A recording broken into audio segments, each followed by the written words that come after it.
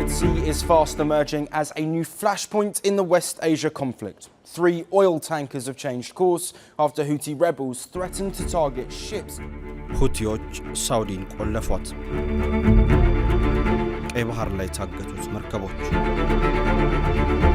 ይህ ለኢትዮጵያም አደጋ ነው። ቀይ ባህር የሆርሙዝ እጣ ፈንታ እየገጠመው ነው። ለጌታም ጌታ አለው እንዲሉ ለጊዜም ጊዜ አለው። ያኔ የሪያድ ነገስታት የአቡዳቢ ቱጃሮችን አስተባብረው ያቺን ጥንታዊት ሀገር የመንን ወደ ምድረ በዳነት ለወጧት። ዜጎቿንም አራገፉ። ያሰቃዩና ያሳደዱት መሐመድ ቢን ሰልማን ዛሬ ሁኔታዎች ተለውጠው የየመኖቹን ሁቲዎች እንዳላሳደዱ በተራቸው ደግሞ ተሳዳጅ ለመሆን ተገደዋል። ያኔ በጥቂት ቀናት ውስጥ ሁቲዎችን እንደ ዱቄት እንበትናቸዋለን ብለው በ2015 ጦራቸውን ያዘመቱት መሐመድ ቢን ሰልማን ይህ ከ11 ዓመታት በኋላም እንኳን የመንን ከሁቲዎች መንጋጋ ማላቀቅ አልቻሉም።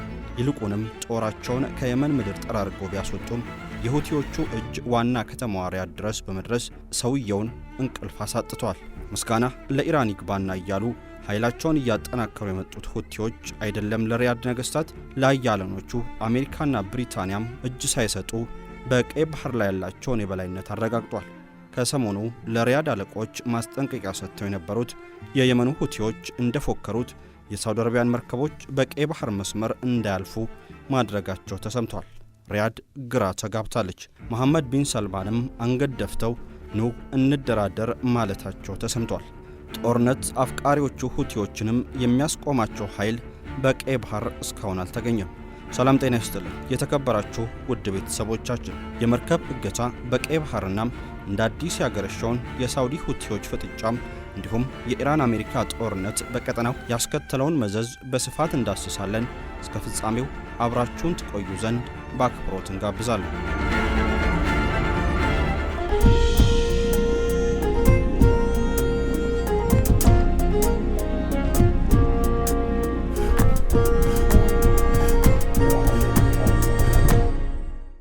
የሁቲዎች ጀብዱና የሳውዲዎች መከራ።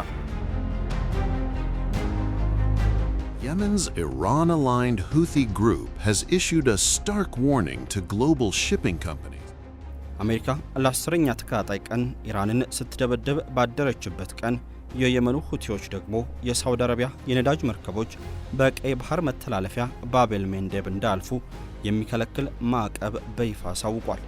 የሁቲዎች እርምጃ የሚጠበቅ ቢሆንም የዓለም ማህበረሰብን ግን ማስደንገጡ አልቀረም። በ2023 እና በ2024 በባቤል መንደብ መተላለፊያም በእስራኤልና አጋሮቿ መርከቦች ላይ ጥቃት ሲሰነዝሩ የቆዩት ሁቲዎች የዓለም የነዳጅ እንቅስቃሴና ኢኮኖሚን በከፍተኛ ሁኔታ ማስተጓጎላቸው ይታወቃል። ልክ እንደዚሁ የአሁኑ እርምጃቸውም ቢሆን ቀይ ባህርን መሰረት ያደረገው የዓለም ንግድ እንቅስቃሴ በከፍተኛ ደረጃም እንዳይጎዳው በመስጋት ላይ ይገኛል። የካቲት 20 ቀን 2018 ዓ.ም አሜሪካና እስራኤል በኢራን ላይ የከፈቱት ዘመቻ በፋርስ ባህረ ሰላጤ ቀውስ ፈጥሮ የሆርሙዝ መተላለፊያ በመዘጋቱ ሳቢያ በዓለም ንግድ እንቅስቃሴና በዓለም ኢኮኖሚ ላይ ከፍተኛ ጉዳትን ማድረሱ አይዘነጋም። ከብዙ ጥረትና ተከታታይ ድርድር በኋላም ሰኔ 10 ቀን 2018 ዓ.ም በአሜሪካና በኢራን መካከል የሰላም ስምምነት በመፈረሙ የፋርስ ባህረ ሰላጤው ቀጠናም ግጭት ረግቦና የሆርሙዝ ሰርጥ ቀውስም የተፈታ መስሎ ነበር። ይሁን እንጂ ይህ የሰላም ስምምነቱም ቢሆን ብዙም ሳይቆይ የፈረሰ ሲሆን አሜሪካ ላለፉት 10 ቀናት ኢራንን መደብደብ ስትቀጥል ኢራንም ባጸፋው የአሜሪካ ጥቅሞች ናቸው ባለቻቸው የጎረቤት ሀገሮች ግቦች ላይ ድሮንና ሚሳኤል ማስወንጨፏን ቀጥላለች። ዳግም ያገረሸው የፋርስ ባህረ ሰላጤ ቀውስን ለማርገብ ዓለም በተጨነቀበት በዚህ ወቅት ደግሞ የኢራን ደጋፊ መሆናቸው የሚነገርላቸው የየመኑ ሁቲዎች የቀይ ባህርን ባቤል መንደብ መተላለፊያም ለሳውዲ አረቢያ መርከቦች ዘግተናል ማለታቸው ተገልጿል። እናም ከሳውዲ አረቢያ ነዳጅ ጭነው በቀይ ባህር በኩል ሲቀዝፉ የነበሩ 2 ግዙፍ መርከቦች ከየመን ታጣቂ ቡድን ሁቲ በተሰጣቸው ማስጠንቀቂያ ምክንያት አቅጣጫቸውን እንዲቀይሩ መደረጋቸው ተነግሯል። የሳውዲን የነዳጅ ምርት ጭነው ወደ ቻይናና ህንድ ሲጓዙ የነበሩት 2ቱ መርከቦች ወደ መጡበት የተመለሱት ሁቲዎች በሳውዲ አረቢያ ላይ የባህር እንቅስቃሴ እቀባ መጣላቸውን ካሳወቁ በኋላ ነው። ከሳውዲ ጋር በጠላትነት የሚተያዩት የኢራን የቅርብ ወዳጅ የሆኑት ሁቲዎች ማንኛውም ወደ ሳውዲ የሚያቀኑና ከሳውዲ ወደቦች የሚነሱ መርከቦችን ኢላማ እንደሚያደርጉ አሳውቋል። ሪውተርስ እንደዘገበው ከሳውዲ የተነሱት ሁለቱ መርከቦች ከሁቲ ታጣቂዎች ማስጠንቀቂያ በኋላ ወደ ደቡባዊ የቀይ ባህር መስመር መጓዛቸውን በመተው ፊታቸውን በማዞር ወደ ሲዩዝ ካናል አቅንተዋል። አሜሪካና ኢራን በሚያደርጉት ጦርነት በሆርሙዝ ወሽመጥ ላይ ኢራን በፈጠረችው ስጋት የተናጋው የዓለም አቀፍ የነዳጅ ዘይት አቅርቦት የዋጋ ጭማሪን ያስከተለ ሲሆን አሁን በቀይ ባህር ላይ የተፈጠረው ስጋት የበለጠ ቀውሱን ያባብሰዋል ተብሎም ተሰግቷል። በሁቲዎች ወደ መጡበት እንዲመለሱ ከተደረጉት መርከቦች መካከል ዢሎንግያንግ የተባለው እጅግ ግዙፍ ነዳጅ ጫኝ መርከብ 2 ሚሊዮን በርሜል ነዳጅ ጭኖ ሰኞ ዕለት የሳውዲ የቀይ ባህር ዳርቻ ያምቡ ወደብ በመነሳት ወደ ቻይና እያቀና ነበር። ሁቲዎች በቀይ ባህር በኩል ከዚህ ቀደም ከአሜሪካና ከእስራኤል ጋር ግንኙነት አላቸው ያሏቸውን መርከቦች በማጥቃት የሚታወቁ ሲሆን የተወሰኑ መርከቦችም መስጠማቸው አይዘነጋም።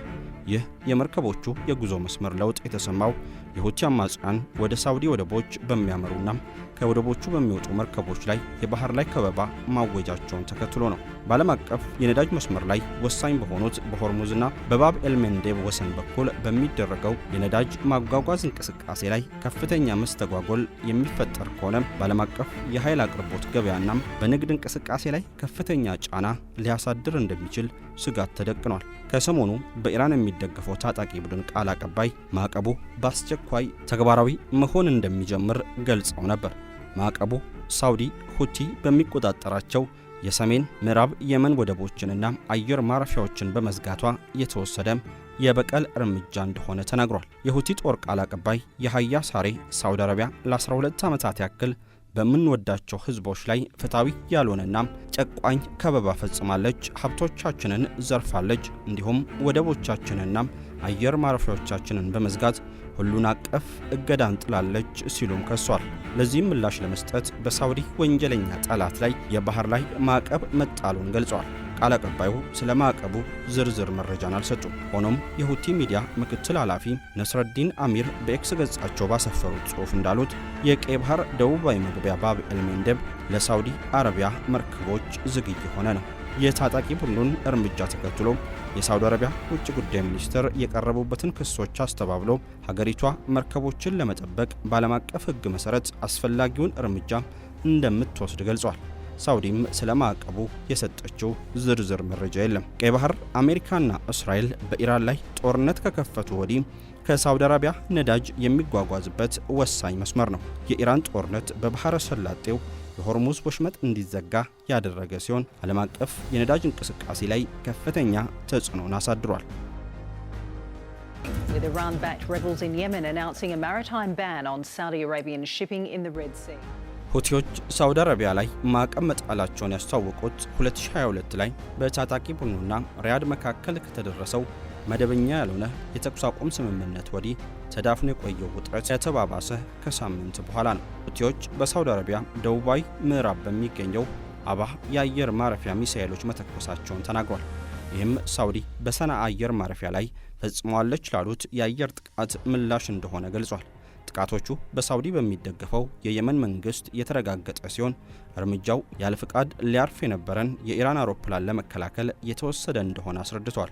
የመን እንደ አውሮፓ አቆጣጠር በ2014 በተጀመረውና ሁቲዎች የሰንዓን መንግስት ባስወገዱበት የእርስ በርስ ጦርነት ከፍተኛ ቀውስ አጋጥሟታል። ግጭቱ በ2015 በሳውዲ የሚመራው ጥምረት በሀገሪቱ መንግስታዊ ስርዓት ለመመለስ ጣልቃ ከገባ በኋላ ተባብሷል። እንደ ተባበሩት መንግስታት መረጃ መሰረት ከ15000 በላይ ሰዎች የተገደሉ ሲሆን ከ22 ሚሊዮን በላይ ሰዎች ደግሞ እርዳታ ፈላጊ የሆኑበት በዓለም ከፍተኛ የሆነ የሰብአዊ ቀውስ አስከትሏል። የሁቲ ታጣቂ ቡድን መሪ ሆነው አብዱል መሊክ ሁቲ እንደተናገረው ሳውዲ አረቢያ በሀገራችን ላይ መጠነ ሰፊ ጥቃት በመክፈት ግጭትን የምታባብስ ከሆነ ሁሉም የነዳጅ ማምረቻ ፋብሪካዎቿና ወሳኝ ማዕከላቷ የሚሳኤሎቻችንና ድሮኖቻችን ኢላማ ይሆናሉ በማለት አስጠንቅቋል።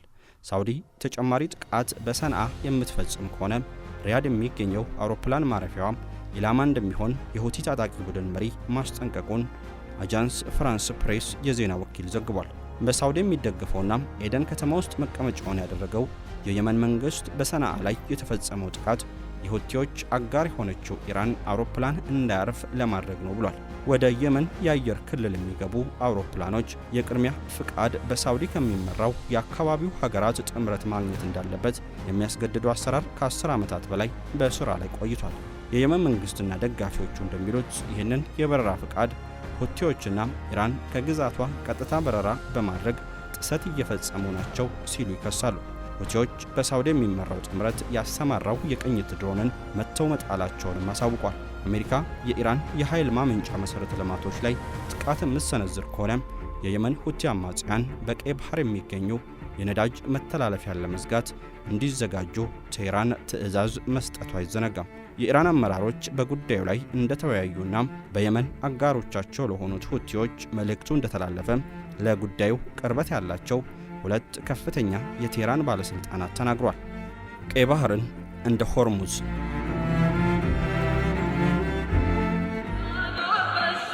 Supporters of Yemen's Houthis rally in Sana'a, celebrating the announcement of a maritime blockade against Saudi Arabia. አልጀዚራ እንደዘገበው ሳውዲ አረቢያ የፋርስ ባህረ ሰላጤውን የሆርሙዝ መተላለፊያም በኢራን ጦርነት ምክንያት ለአደጋ በመጋለጡ አብየቅ ከተባለው ምስራቃዊ የሀገሪቱ ጠረፍ እስከ ቀይ ባህሩ የአምቡ ወደብ ድረስ በተዘረጋው 1200 ኪሎ ሜትር በሚረዝመው የነዳጅ መተላለፊያ ቧንቧ በዋነኝነት ነዳጅ ስትልክ ቆይታለች። በሆርሙዝ በኩል ትልክ ከነበረው በጣም ያነሰ ቢሆንም ሳውዲ በዚህ መስመር በቀን 7 ሚሊዮን በርሜል ነዳጅ ለዓለም ገበያ እስከ ማቅረብ ደርሳ ነበር። ሳውዲ አረቢያ ነዳጇን ማዳበሪያ ወይም ሌላ ያመረተችውን ብቻ ሳይሆን ከውጭ የገዛቻቸውንም ቢሆን ማስገባት እንዳትችል የሚያደርግ የመተላለፊያ መዝጋት እርምጃም ሁቲዎች መውሰዳቸው ታውቋል። በየመኑ ሰንዓ የአልጀዚራ ሪፖርተር የሱፍ መዋሪ እንደገለጸው ሁቲዎች ለእስራኤል እንዳደረጉት ለሳውዲም ሊያደርጉ ይችላሉ። መጀመሪያ የእስራኤል ንብረት የሆኑ መርከቦች በባብ ኤልሜንዴብ እንዳያልፉ ከለከሉ። በሂደት ደግሞ የእስራኤል አጋር የሆኑ አገሮችን አቀፉ። እንዲህ ያሉ ከእስራኤል ጋር የሚነግዱ ኩባንያዎች መርከቦችን ወደ ማገድ ገቡ። ጉዳዩ ቀስ በቀስ ሙሉ ለሙሉ ቀይ ባህርን ወደ መዝጋት ሊያደላ ይችላል በማለት ነው ካለፈው ተሞክሮ ተነስቶ የአሁኑ እርምጃ ወዴት ሊያመራ እንደሚችል የተናገረው። ከሁለት ዓመት በፊት የሁቲዎች ማዕቀብ በደቡባዊ እስራኤል በቀይ ባህር ጠረፍ የሚገኘውን የኢላት ወደብን ያሽመደመደ ነበር ይባላል።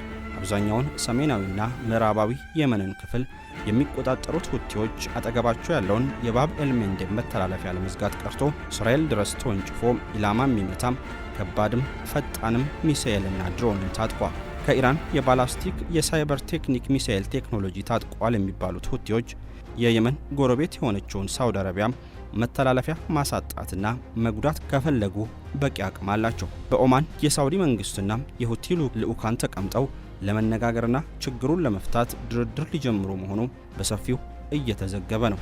ሆኖም ሁለቱ ወገኖች አንዱ በሌላው ላይ እርምጃ እንዲወስዱም በመዛት ላይ ናቸው። የሳውዲ መንግስት ከባድ እገዳ እንደሚወስድ ተናግሯል።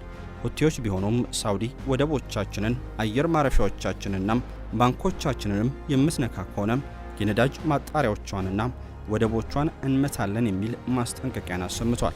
ሁቲዎች በየመን ሰማይ ብቻ ሳይሆን በሳውዲ አየር ክልል ጭምር አውሮፕላኖች ከማረፍ እንዲቆጠቡ ሲያስጠነቅቁ ሰንብቷል። ሳውዲ አረቢያ እንደ አውሮፓ አቆጣጠር ከ2015 ጀምሮ የየመንን አየር ክልልን ስትከላከል ቆይታለች የሚል ክስም ያቀርባሉ። ኢራን በበኩሏ አጋሮቿ የምትላቸው ሁቲዎች ቀይ ባህርን እንዲዘጉት ስትጎተጉት ቆይታለች። ባብ ኤልሜንዴብ በኩል ለዓለም ገበያ የሚቀርበው የነዳጅ መጠን በቀን 7.4 ሚሊዮን በርሜል መድረሱ ሲነገር ይህ መጠን ደግሞ ከዓለም ምርት የ10 በመቶ ድርሻ እንዳለው ነው የሚነገረው። መሐመድ አልባሻ የተባሉ የየመን ቅኝት አማካሪ ሲናገሩ ምንም አይነት መርከብ ባያጠቁ እንኳን የሳውዲና አጋሮቿ መርከቦች በባብ ኤልሜንዴብ እንዳልፉ በይፋ ማስታወቃቸው በራሱ የዓለም ንግድ መርከቦችን ወደዛ አካባቢ ዝር እንዳይሉ በሩቁ የሚከላከል ስጋትን እየፈጠረ ይገኛል ብሏል። በኢትዮጵያ ላይ የሚያሳድረው ጫና Looks like the world is running out of safer routes. The Strait of Hormuz is effectively shut. Iran has reduced Hormuz traffic to a trickle, and now another sea route is the new flashpoint. ከዓለም የንግድ እንቅስቃሴ ውስጥ ከ12 እስከ 15 በመቶ እንዲሁም በኮንቴነር ጭነቶች መካከል 30 በመቶን በየዓመቱ የሚያስተናግደው ቀይ ባህር ነው። ይህ መስመር በኤዥያና በአውሮፓ አህጉራት መካከል የሚደረግ የመርከብ ጉዞ ወጪንና ጊዜን በከፍተኛ ሁኔታ ይቀንሳል። ከፍተኛ መጠን ያለው ነዳጅና የኮንቴነር ጭነቶች የሚያልፍበት በመሆኑ የዓለማችን ንግድና የኃይል አቅርቦት ወሳኝ ኬላ በመባል ይጠቀሳል። እስራኤል በጋዛም ከሐማስ ጋር ላደረገችው ጦርነት ምላሽ ለመስጠት በሚል ከ2023 እስከ 2025 ድረስ በኢራን የሚደገፈው ሁቲ በንግድ መርከቦች ላይ የሰነዘረው ጥቃት ብዙ የመርከብ ድርጅቶች አቅጣጫቸውን እንዲቀይሩ አስገድዷቸዋል። ይህ ሁኔታም በስዊዝ ካናል የሚደረገውን ጉዞ በ2023 ከነበረበት 26000 በላይ መርከቦች በ2024 ወደ 13000 ገደማ እንዲወርድ አስገድዷል። የሁቲ መሪዎች በቅርቡ አሜሪካና እስራኤል በኢራን ላይ የፈጸሙት ጥቃትን ለመበቀል በንግድ መርከቦች ላይ የሚሰነዝሩትን ጥቃት እንደገና እንደሚጀምሩ ማስጠንቅቋል። የአቅርቦት ሰንሰለት ተንታኝ ተቋም የሆነው ሴኔጣ ይፋ ባደረገው አዲስ መረጃ መሰረት በመካከለኛው ምስራቅ የተቀሰቀሰው ጦርነትና ቀውስ በዓለም አቀፍ ደረጃ በአንድ ቀን ውስጥ ብቻ 12 በመቶ የሚሆነውን የአየር ጭነት አቅም ከገበያ ውጭ አድርጎታል። ይህን ተከትሎ እንደ አውሮፓ አቆጣጠር በ2026 ዓ.ም የዓለም አቀፍ የአየር ጭነት ውል ዋጋም ከ5 እስከ 15 በመቶ ያክል ተብሎ ይገመታል። ይህም ቀደም ሲል የጭነት ዋጋ ይቀንሳል ተብሎ የነበረውን ግምት ሙሉ ለሙሉ እየገለበጠ ነው። ይህ ድንገተኛ የዕቃ ማጓጓዝ ዋጋ መጨመር በተለይ እንደ ኢትዮጵያና ኬንያ ያሉ የአየር ትራንስፖርትን በከፍተኛ ሁኔታ የሚደግፉ የምስራቅ አፍሪካ ሀገራት የወጪ ንግድ ላይ እጅግ ከባድ ምጣኔ ሀብታዊ ጫና እየፈጠረም ይገኛል። ይህንን ዓለም አቀፍ ቀውስ ከኢትዮጵያ ተጨባጭ ማክሮ ኢኮኖሚና የወጪ ንግድ አኳያ በጥልቀት ስንገመግመው ሀገሪቱ ከከፋ የውጭ ምንዛሬ እጥረት ለመውጣት በጀመረችበት ወሳኝ ወቅት ላይ የተደቀነ ከባድ መዋቅራዊ ማነቆ መሆኑን ተንታኞች ያስረዳሉ። የኢትዮጵያ የተቆረጠ አበባ፣ ትኩስ አትክልትና ፍራፍሬ እንዲሁም ከፍተኛ ጥራት ያላቸው የቡናና ሻይ ምርቶች በባህሪያቸው ቶሎ የሚበላሹ በመሆናቸው ወደ አውሮፓ፣ ኤዥያና ሰሜን አሜሪካ ገበያዎች በፍጥነት ለመድረስ 100 በመቶ በአየር ትራንስፖርት ላይ ጥገኞች ናቸው። የአየር ጭነት ዋጋ በ15 በመቶ ማደጉ የሀገር ውስጥ አምራቾች በዓለም አቀፍ ገበያ ያላቸውን የዋጋ ተወዳዳሪነት ክፉኛ የሚያዳክመው ሲሆን ገበያው እንደ ላቲን አሜሪካ ላሉ በአቅራቢያ ያሉ ተቀናቃኝ ሀገራት አሳልፎ ለመስጠት ይገፋፋል። ዓለም አቀፉ የአየር ትራንስፖርት ማህበር እንደሚያሳየው ከኢትዮጵያ ኬንያ የሚላከው የአበባ የወጪ ንግድ እሴት በ2024 ዓ.ም 3.7 ቢሊዮን ዶላር የደረሰ ሲሆን ይህ የገቢ ምንጭ በአሁኑ ወቅት በአየር መንገድ ዋጋ መናር ሳቢያ አደጋ ላይ ወድቋል። የተከበራችሁ ውድ ቤተሰቦቻችን ስለተከታተላችሁን ከልብ እናመሰግናለን። ጤና ይስጥልን።